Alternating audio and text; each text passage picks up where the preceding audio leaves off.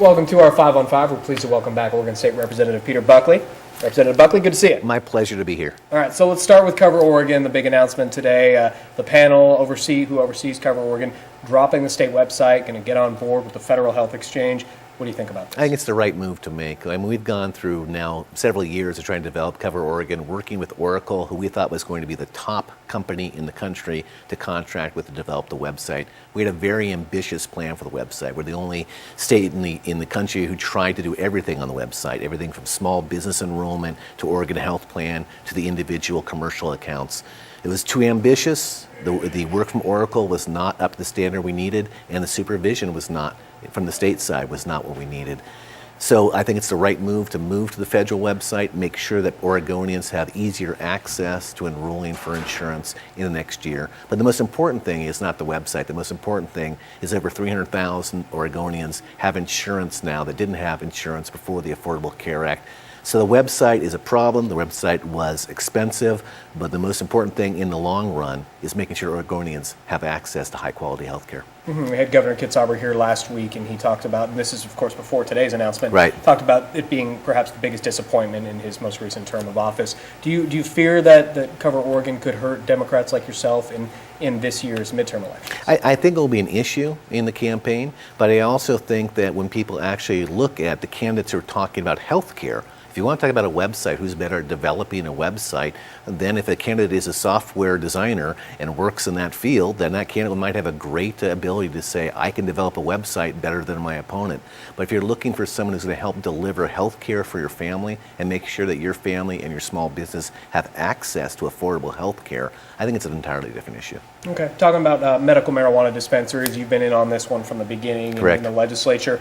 We've seen lots of cities and counties now taking the option you guys gave them of putting it off until May of next year. Where do you think we're headed with this? Well, I think this is a system that's evolving. Anytime you do anything new, there's a struggle with change. What this came about from so many people coming to us as a legislature and saying that we have a medical marijuana program, we have no way to have safe access to medical marijuana, including we had really compelling testimony from senior citizens and from veterans who are on the Oregon medical marijuana plan talking about what are they supposed to do? Are they supposed to contact some guy in a corner and see if they can get medical marijuana from him? And we had, believe it or not, over 200 dispensaries already operate in the state of Oregon in a kind of gray area, not regulated.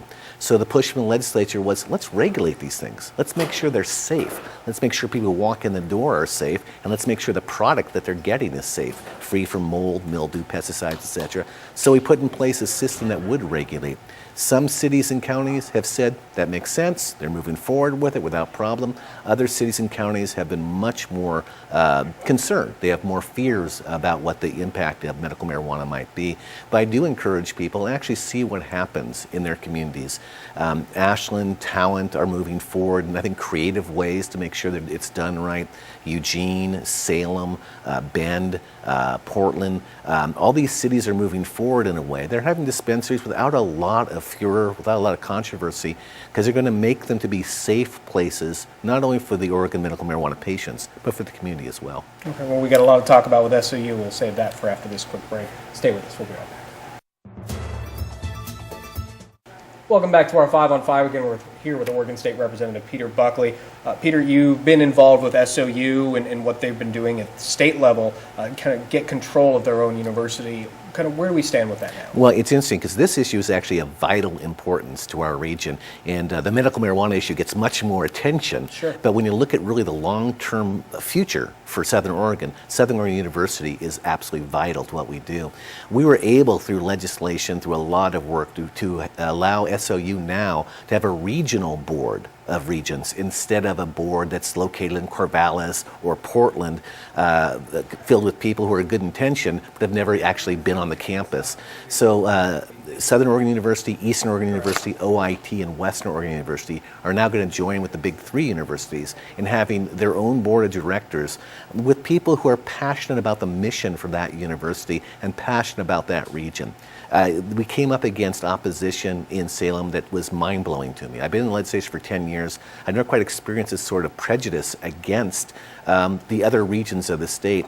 We had people who had never set foot in La Grande, Oregon, telling the legislature what they think LeGrand should do with their university, or people who had never set foot on the Southern Oregon University campus, holding forth on what SOU needs or doesn't need with virtually no knowledge. One my colleagues had no idea even that SOU had a partnership with Rogue Community College. He suggested they might want to consider it.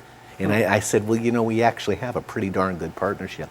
So this is actually very exciting for SOU. We're going to have a board of regional community leaders in education and business that'll help guide SOU and kind of revitalize that campus. We're going to boost up enrollment, and we're going to make sure that SOU has a very strong future for our region.